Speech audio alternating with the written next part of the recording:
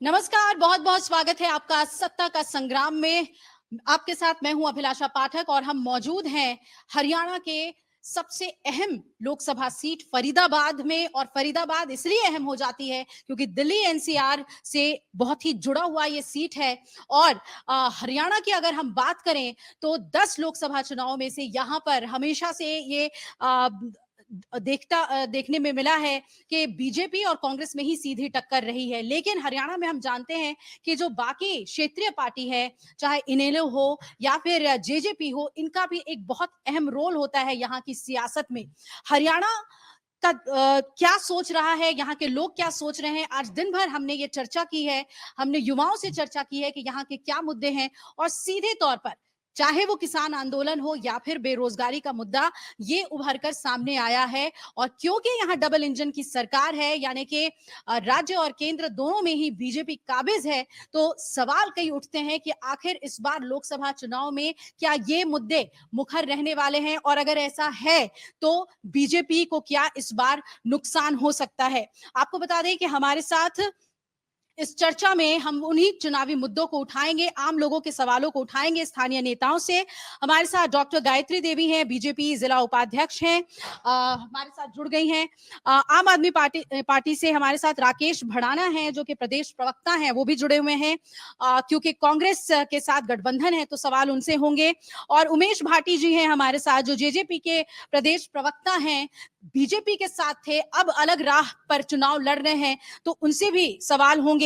सुरेश वर्मा है हमारे साथ, जो विधानसभा अध्यक्ष है इनेलो के। यहाँ पर क्यों आखिर जो सत्ता है, उससे जो उम्मीदें हैं वो पूरी नहीं हुई है, और ऐसे में जो विपक्षी पार्टियां हैं, क्षेत्रीय पार्टियां हैं, उनका कितना दखल रहा है, ये सवाल उनसे होगा। देवी सिंह लांबा जी हैं हमारे साथ, जो जिला प्रवक्ता हैं इनेलो के, और साथ ही उपकार सिंह जी हैं जो बसपा के जिला अध्यक्ष हैं। ये यहाँ के तमाम स्थानीय नेता जो फरीदाबाद के मुद्दों को बेहतर तरीके से समझते हैं, यहाँ की राजनीति को बेहतर तरीके से समझते हैं। तो आइए सबसे पहले जो सत्ता पक्ष है यानी कि बीजेपी से ही सवाल रखते हैं।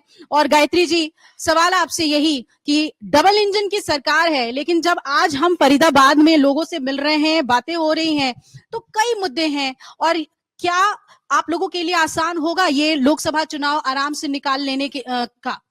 हमारा लोकसभा का ये जो चुनाव है और हमारी जो सीट है माननीय कृष्णपाल मंत्री जी की, बिल्कुल क्लियरली साफ है। यहाँ कोई परेशानी नहीं है। हमारी 100% जो हम कह रहे हैं ना 10 लाख पार, तो हमारी ये सीट वाकई में 10 लाख पार जाएगी। मतलब पिछली बार वो रिकॉर्ड 6 लाख से ऊपर वोट पाए थे, तो इस बार आपको उम्मीद है कि 10 लाख से ऊपर वोट आएंगे? 10 लाख से ऊपर जाएंगे। उससे पहले हम ये 3.5-4 लाख की जीत थी हमारी, पिछली जो गई है हमारी 6,20,000 के आसपास हमारी जीत थी। और अब की बार हमें पूरा भरोसा है कि हमारी सीट 10 लाख पार जाएगी। अच्छा, आपको बता दें कि कांग्रेस ने महेंद्र पाल जी को यहाँ से चुनाव मैदान में उतारा है, और महेंद्र प्रताप जी को उतारा है। और महेंद्र प्रताप जी एक बहुत ही सीनियर लीडर हैं, और इस बार कहा जा रहा है कि उनके लिए बहुत अच्छा मौका है, क्योंकि 2014 से ही जीत मिली है कृष्णपाल गुर्जर को, और वो हैट्रिक लगाने के मूड में है। लेकिन क्या कांग्रेस इस बार कुछ जादू कर पाएगी? कांग्रेस के नेता यहाँ पे होते तो सीधे सवाल उनसे पूछा जाता, लेकिन क्योंकि आप आम आदमी पार्टी से हैं, तो कैसे देख रहे हैं आप? सीधी टक्कर बीजेपी कांग्रेस में है, या फिर कोई तीसरा भी इस बार कमाल करेगा लोकसभा चुनाव में फरीदाबाद से? हरियाणा में 10 की 10 लोकसभाओं में इंडिया जो गठबंधन है वो पूरी तरीके से मजबूत है। और वो पूरी तरीके से मुझे लगता है कि जिस तरीके से पिछले 10 साल के कार्यकाल में मनोहर लाल की सरकार ली और अभी दूसरे मुख्यमंत्री इन्होंने बदल दिए, आज पूरा प्रदेश दुखी है, छत्तीस बिरादरी के लोग परेशान हैं, क्योंकि भारतीय जनता पार्टी की करनी और कथनी में जमीन आसमान का फर्क है। मैं एक सबसे अहम एक बात बताना चाहता हूँ। ये कहते हैं हमने विकास किया, ये कहते हैं हमने बहुत नौकरियां दी। अगर आपने विकास किया होता, नौकरियां दी होती, या हरियाणा का लोगों का भला किया होता, छत्तीस बिरादरी के लोगों का भला किया होता, तो ऐसी क्या नौबत आ पड़ी कि आपने 9.5 साल में मुख्यमंत्री का चेहरा बदल दिया। और चेहरा भी तब बदल दिया जब लोकसभा के चुनाव थे, क्योंकि भारतीय जनता पार्टी जानती है कि जिस तरीके से भ्रष्टाचार हरियाणा में हुए, जिस तरीके में लोगों को नौकरियां नहीं दी गई, जिस तरीके से विकास के नाम पे झूठ बोले गए, और जिस तरीके से भारतीय जनता पार्टी के लोगों ने बड़े बड़े घोटाले और बड़े बड़े जो इन्हों के वादे थे वो सब फेल हो गए। तो इसलिए आज पूरी तरीके से जो हरियाणा में इंडिया गठबंधन है 10 की 10 लोकसभा सीटों पे मजबूत है, क्योंकि आज पूरा देश और प्रदेश जानता है कि अरविंद केजरीवाल जी की जो नीतियां हैं, जो अरविंद केजरीवाल जी ने दिल्ली में काम किए, पंजाब में काम किए, और अब हरियाणा के लिए जो हम रोल मॉडल लेके आए हैं, वो अरविंद केजरीवाल जी की नीतियों से लोग बहुत प्रभावित हैं। और वो चाहते हैं कि जो सुविधाएं दिल्ली के लोगों को मिल रही है, जो पंजाब के लोगों को मिल रही है, वो क्यों ना हरियाणा के लोगों को दी जाए। तो कांग्रेस के प्रत्याशी को आप ये कहना चाह रहे हैं कि अगर कांग्रेस के प्रत्याशी अच्छे नंबर से पास होते हैं इस सीट पर, तो उसमें बहुत बड़ा रोल आम आदमी पार्टी का होगा? 101%। देखिए, आप ये एक पूरा हरियाणा इस बात को जानता है कि हरियाणा में सबसे बड़ा संगठन अगर किसी के पास है, तो वो हमारे पास है। आज फरीदाबाद में देखें तो हमारे पास 4000 कार्य वो है पदाधिकारी हैं, और पूरे हरियाणा में देखें तो हमारे पास 15,000 कार्यकर्ता हैं और पदाधिकारी हैं। और जिस तेजी से आज हरियाणा में आम आदमी पार्टी के कार्यकर्ता बढ़ रहे हैं, मेहनत कर रहे हैं, लोगों से मिल रहे हैं, डोर टू डोर कर रहे हैं, तो संगठन के तौर पे आज अरविंद केजरीवाल जी की जो हमारी जो पार्टी है, जैसे वो पंजाब में अलग से लड़े, तो फिर हरियाणा में क्यों नहीं? देखिए वहाँ की परिस्थितियां अलग है, हरियाणा की परिस्थितियां अलग है, दिल्ली की परिस्थितियां अलग है, गोवा की परिस्थितियां अलग है, गुजरात की परिस्थितियां है, हर प्रदेश की परिस्थितियां अलग अलग है। परंतु आज देखिए, अगर मैं एक भारतीय जनता पार्टी के एक और आपको एक उदाहरण देना चाहता हूँ। पिछले 5 रोज पहले जब भारतीय जनता पार्टी को लगा कि अरविंद केजरीवाल जी, जैसे मीडिया के माध्यम से आ रहा था कि हो सकता है कि कल उनकी बेल हो जाएगी, तो उन्हें लगा कि अरविंद केजरीवाल जी वहां से छूट सकते हैं, और सुप्रीम कोर्ट ने अगले दिन उन्हें बेल भी दे दी। तो भारतीय जनता पार्टी के नेता जो जो राष्ट्रीय नेता है, वो इतना डर गए कि उन्होंने आनंद फानन में नड्डा जी ने आके पंचकुला में इनके जो सीनियर लीडर थे उनकी मीटिंग ली, और उनकी मीटिंग में उन्हें लताड़ा, क्योंकि उन्होंने कहा कि अगर अरविंद केजरीवाल जी हरियाणा में आएंगे और उन्हें अब जमानत मिल गई है, तो आप की जो परिस्थितियां हैं, जिस तरीके से कह रहे हैं कि हम 10 की लोकसभाएं जीत जाएंगे, तो परिस्थितियां बदलने वाली है। और मैं आपको एक और बात बता दूं, उसके बाद जब अरविंद केजरीवाल जी कुरुक्षेत्र में पहुंच गए, तो कुरुक्षेत्र में पहुंचने के बाद इन्होंने आनन फानन में इन्होंने अपने मुख्यमंत्री, पूरे प्रदेश जो राजस्थान के, मध्य प्रदेश के जो मुख्यमंत्री है, उनको हरियाणा में उनकी ड्यूटी लगा दी, और होना जाना कुछ भी नहीं है। इसके बाद मैं एक और बात कहना चाहता हूँ कि जिस तरीके से इनकी दिल्ली में जो नगर निगम के चुनाव थे, तो भारतीय जनता पार्टी ने क्या किया कि वहां पूरी ताकत लगा दी। इनके 12-13 मुख्यमंत्री भी लगा दिए, गृह मंत्री भी लगा दिए, कृषि मंत्री भी लगा दिए, गली गली कूचे कूचे ये घूमे, परंतु वहां भी इन्हें मुंह की खानी पड़ी, क्योंकि लोग जानते हैं कि इस देश में अगर कोई ईमानदारी का सबसे बड़ा चेहरा है तो अरविंद केजरीवाल वो जी। अरविंद केजरीवाल हैं, और अरविंद केजरीवाल जो हैं वो कांग्रेस के साथ हैं, और अब जो है इंडिया गठबंधन में एक एकजुटता देखने को मिल रही है। गायत्री जी, आप कुछ कहना चाहेंगे तमाम बातों पर, क्योंकि ये क्या दिल्ली का असर जो है वो फरीदाबाद पे है? दिल्ली का असर कोई फरीदाबाद पे नहीं है। रही कार्यकर्ताओं की बात, ये इनके पूरे हरियाणा में 15,000 कार्यकर्ता हैं, हमारे 15,000 कार्यकर्ता ओनली फरीदाबाद में हैं। ठीक है, और ये जो कह रहे हैं जॉब के लिए, तो नौकरियां हमारी सरकार में बिना खर्ची, बिना पर्ची के बिल्कुल ट्रांसपेरेंसी के अनुसार दी गई हैं। हमारे में ये नहीं है कि आओ पैसे दो और नौकरियां लो। भारतीय जनता पार्टी में कोई भी एक नौकरी बिना मतलब किसी की सिफारिश पे नहीं लगी, किसी के पैसे के खर्चे पे नहीं। जिन बच्चों में काबिलियत थी उन बच्चों की सबकी नौकरियां लगी हैं। मैं आपको ऐसे ऐसे गरीब घर दिखाऊंगी जिनके बच्चे गवर्नमेंट जॉब पे बहुत अच्छी पोस्टों पे लगे हैं। ये हमारी सरकार की उपलब्धियां हैं। रही ये कि आनंद फानन में हमारे नड्डा जी ने ये प्रोग्राम करे हैं, ऐसा नहीं है, ये प्रोग्राम पहले से ही डिसाइडेड थे कि उन्होंने इस तरीके से आना। अगर इतना अच्छा चल रहा था यहाँ पर, और मतलब डबल इंजन की सरकार है, तो ये सवाल तो बनता ही है यहाँ पर, क्योंकि जेजेपी के भी नेता हैं, उनसे भी पूछूंगी आखिर क्यों आखिर वक्त में एक चुनावी साल में उससे पहले मुख्यमंत्री को बदलना पड़ा? मुख्यमंत्री जी को इसलिए नहीं बदला गया कि भाई हमारी सरकार डबल इंजन की सरकार अच्छी तरह नहीं चल रही है। हमने उनको एमपी का कैंडिडेट घोषित करना था, इसलिए नायब सैनी जी को इस चीज का चेहरा बनाया गया कि भाई वो अपने सीएम के दावेदार हैं, इसलिए। जेजेपी के नेता हैं, आप कुछ कहना चाहेंगे? सब कुछ बढ़िया था या नहीं था, इस वजह से अलग हुए?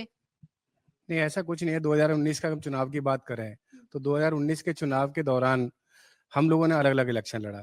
जेजेपी ने अलग इलेक्शन लड़ा, बीजेपी ने अलग इलेक्शन लड़ा।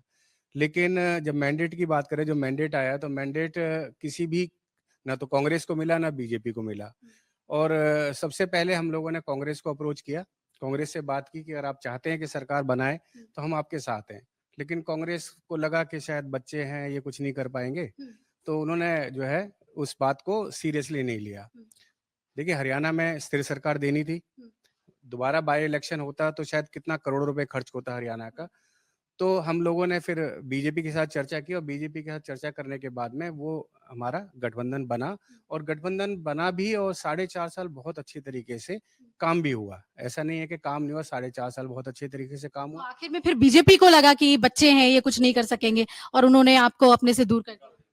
लेकिन बात जहाँ पे अटकी आकर कि हम लोगों का गठबंधन पोस्ट गठबंधन था, प्रो गठबंधन नहीं था। ठीक है ना? तो ये आपका जो कहना है कि बच्चे लगे तो 4.5 साल बाद, वो गलत है आपका आरोप। अगर नहीं होता तो नहीं, कांग्रेस मेरा आरोप नहीं है, मैं पूछ रही हूँ कि बीजेपी को क्या लगा। बीजेपी को क्या लगा, ये तो खैर अभी बीजेपी की मैडम बताएंगे उनको क्या लगा, बीजेपी के प्रवक्ता बताएंगे उनको कैसा लगा। लेकिन आधी रात को सरकार का बदलना, ठीक है, हमने पहले ही कह दिया आपको, पोस्ट गठबंधन था, प्री गठबंधन नहीं था।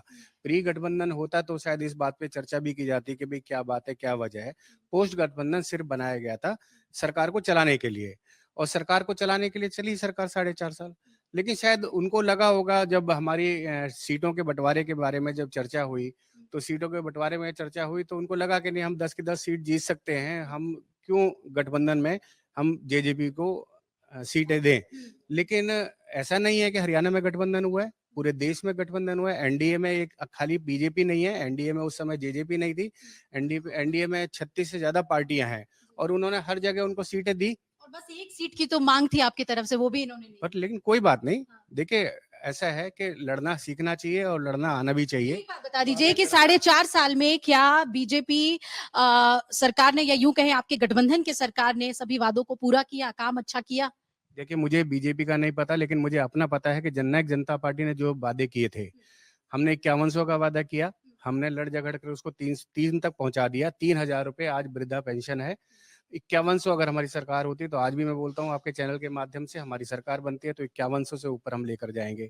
75% की बात करें नौकरियों की, तो नौकरियों का हमने जो 75% की बात रखी थी, हमने 75% की बात रखी और 75% का कानून भी पास हुआ। लेकिन कोर्ट में जाकर वो अभी अटका हुआ है। कोर्ट में जो भी फैसला होगा, कि कोर्ट सर्वमान्य है, वहां से जो फैसला आता है हमें कोई दिक्कत नहीं है उसमें। 50% के आरक्षण की बात करें महिलाओं की, जो गरीबों के लिए जो दुकानें होती हैं जहाँ से राशन होता है, तो उसमें हमने 50% का आरक्षण का मांग किया था कि हम महिलाओं को 50% का आरक्षण देंगे, और वो हमने पूरा किया। आज 50% का आरक्षण का जो है महिलाओं का उस खाद्य आपूर्ति विभाग की जो दुकानें होती हैं उसके अंदर। ऐसे अनगिनत युवाओं की बात करें जो पेपर हुआ करते थे, पेपर में रोहतक का आके बच्चा यहाँ फरीदाबाद में देता था, फरीदाबाद का बच्चा रोहतक जाता था, तो हमने उस चीज को मांग को रखा और उसको हमने पूरा भी किया। आज फरीदाबाद का बच्चा फरीदाबाद पेपर देता है, रोहतक का बच्चा रोहतक में पेपर देता है। जो 100-150 किलोमीटर की जो लंबी या 200 किलोमीटर जो जाते थे, वो चीजें, ऐसे अनगिनत चीजें हैं। आपका ये कहना है कि आपने अपने स्तर पे बीजेपी के साथ गठबंधन के तहत कई काम किए हैं। चलिए, कुछ और भी राजनीतिक पार्टियां, उनसे हम बात करते हैं। इस बार के चुनाव में क्या लग रहा है?